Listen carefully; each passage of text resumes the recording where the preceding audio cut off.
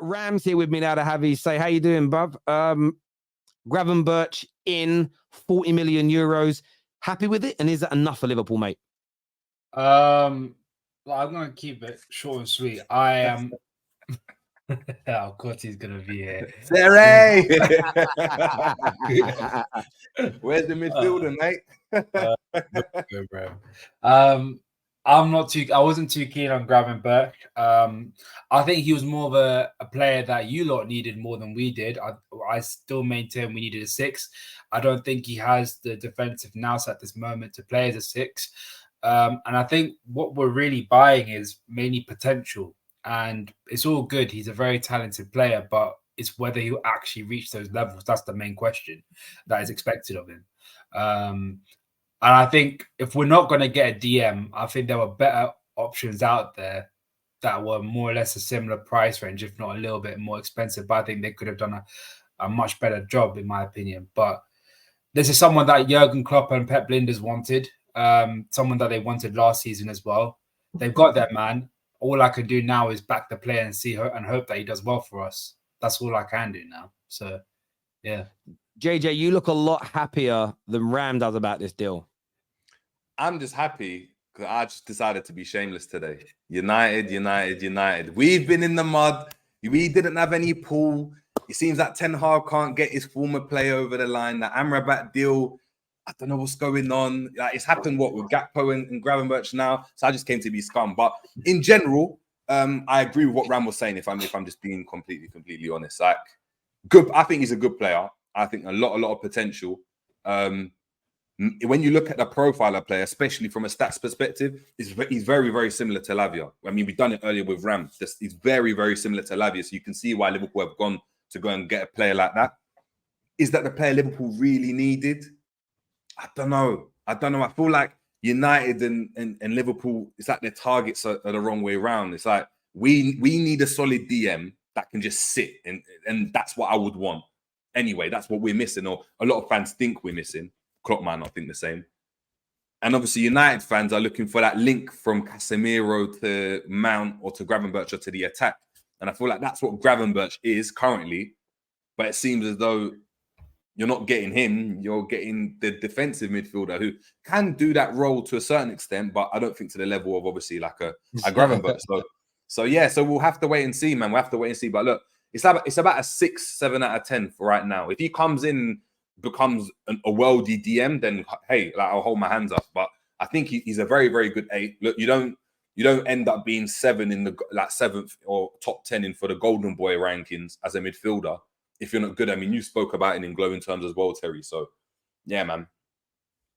Yeah, listen, I get where you're coming from. There are United fans that think we shouldn't get Amrabat and should get Gravenberch. I wanted both. But as we've seen with my club, Glazonomics at play, they are not sanctioned. They're not even giving the money for Amrabat. They're trying to loan him for a year and pay next year.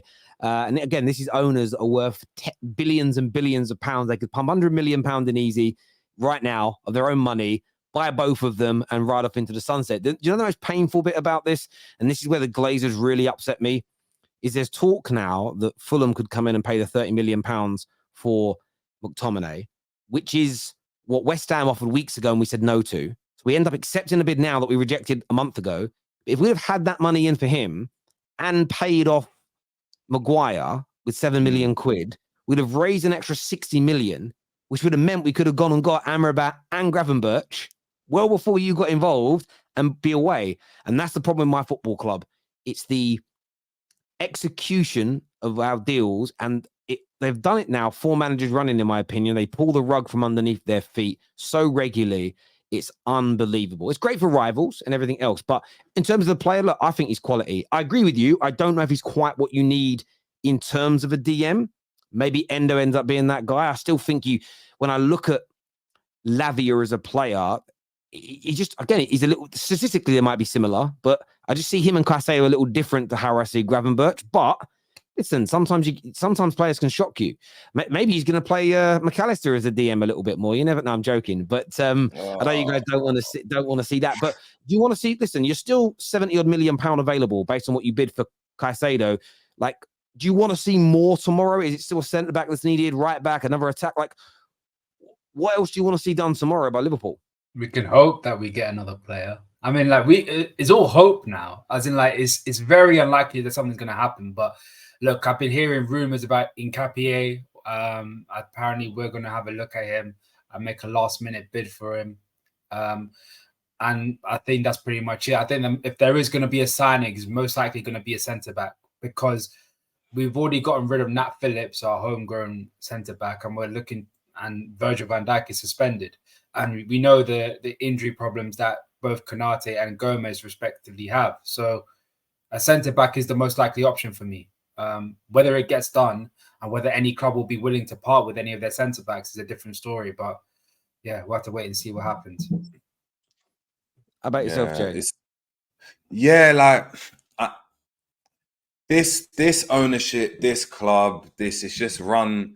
It's just, you talk about Glazonomics. I don't know if Glazonomics is that much better from FSG-nomics, to be fair. We've shown our hand. Everyone knows we've got minimum 111 million to go and spend. We spent what, 40 million of, well, less, about 30 million of that, because it was in pounds, 35 million of that. Still got a massive chunk left. We've still got a massive chunk left to go and spend. So in that regard, I'm like, yeah, well, you better get a midfielder, like a DM in, and you better get a centre back in as well. If Gravenberch isn't that DM, or Klopp's not trying to convert him into that DM. I don't know whether Liverpool are going to do it though. James Pearce has just come out saying, oh, you know, Liverpool aren't looking to make this deal. Like, this is probably going to be the last signing. And if it is, it's just the same old story. We're left short yet again in the window. A window where we could have really capitalized and been strong on all fronts. If the season doesn't go as planned, if Liverpool falls short in any capacity for whatever target it is that Liverpool or fans have for Liverpool, then we're gonna look back at this period and be like, oh yeah, well, we might have been in a better situation had we not had X centre back or X DM. So, do you know what's interesting? And I know Premier League club to Premier League club are normally more expensive, but the fact that João Paulinho is probably going to go to Bayern Munich wouldn't, like, and this is not, again, not I think Gravenberch is excellent, but wouldn't it have been more sensible to not buy Gravenberch and stick an £80 million bid in for Paulinho, who is just sensational? He is absolutely phenomenal. Terry, I don't know how old he is. I don't know how old he is. 28, but you just answered it right there. It's smart. It's smart that we could go and do that. We're Liverpool, man. We don't act smart in the transfer window. We act like idiots. But you get where I'm coming from? Like, because this is where like FSG show themselves, and the Glazers do it as well. But I'm talking about your club for a minute, and this is what sometimes Liverpool fans say I'm anti-Liverpool, but I'm just being honest. You didn't get Jude, and the reason you gave is because you didn't have the money to spend. We now kind of know that's a little bit of a lie based on what you have spent, plus the bids you put in for Lavia and Caicedo, right? You've bid and spent so much money on your midfield, you theoretically could have afforded Jude Bellingham. You then inquire about Paulinho. Back, I swear it was like June time you looked at him and were told it's 80 million, so you walked away too expensive. But you dropped 70 million euros, I understand, on Szoboszlai, which looks like it could be good business. You bid 60 million for Lavia, 110 million for Caicedo, and then you end up getting Gravenberch, who some people think is a little similar in terms of the areas he likes, the players, as McAllister and Szoboszlai. And now Paulinho is going to go and join Munich, who are only able to buy him because you're buying Gravenberch. Sometimes I look at that and look, it's not me saying you shouldn't have Gravenberch. What you really should do is Liverpool, with the money you have, is get Gravenberch and buy Paulinho. Like, if you did that, your midfield rebuild is beyond complete. You get to a point then where it's like, shit, who starts? And that's where you want to be. And like, again, some Liverpool fans will say I'm being anti-Liverpool and I'm being negative. I'm just asking the questions because you've shown your ability to spend that amount, but then you haven't gone and got players who you initially went for that are cheaper than Caicedo. And maybe it's because he's 28. You don't want to spend that much on a 28-year-old. There's no sell-on value. But remember, if that means there's no sell-on value, watch out tomorrow if those Saudis put that big bid in for Mo Salah. Because honestly, like, again, I'm just, and I'm not even trying to be anti-Liverpool. I'm just saying, like, does that concern you at all, boys? I'll let you go.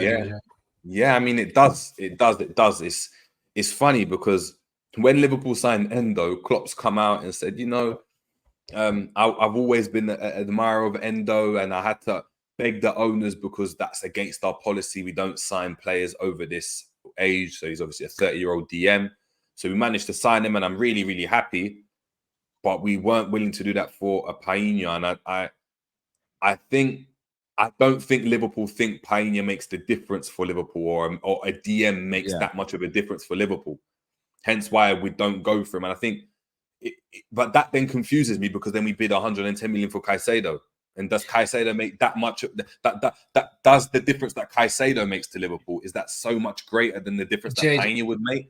It comes down to success. I don't know. It comes down to the club of what they think is valuable, and that goes back to the data staff and Billy Hogan, the CEO, who make the decisions. Because at the end of the day, Jurgen Klopp will say, "This player, I want this player, this player, this player," or the board will come up with some couple of players, but it comes down to the value in the market. If Liverpool don't see that as good value, they won't pursue it, which is a bit poor, because we are a Liverpool Football Club. We've won a Premier League. We've won Champions Leagues. If we're going to go in for a player, that the market value of that player will rise exponentially, because it's Liverpool coming in for them. That's how simple it is. And I get that. But you know what's funny? I started calling this out with Liverpool about 3 years ago and said, when I would say 90% of Liverpool fans defended not spending too much money on players because the price, we'll go out and we'll buy a cheaper, younger player and it'll work. And all I said to them is this: but you will then drop off and then go for a rebuild period before winning titles again. If you operate in the same way as you built your original squad, the drop off happens and it takes time to get back to the top again.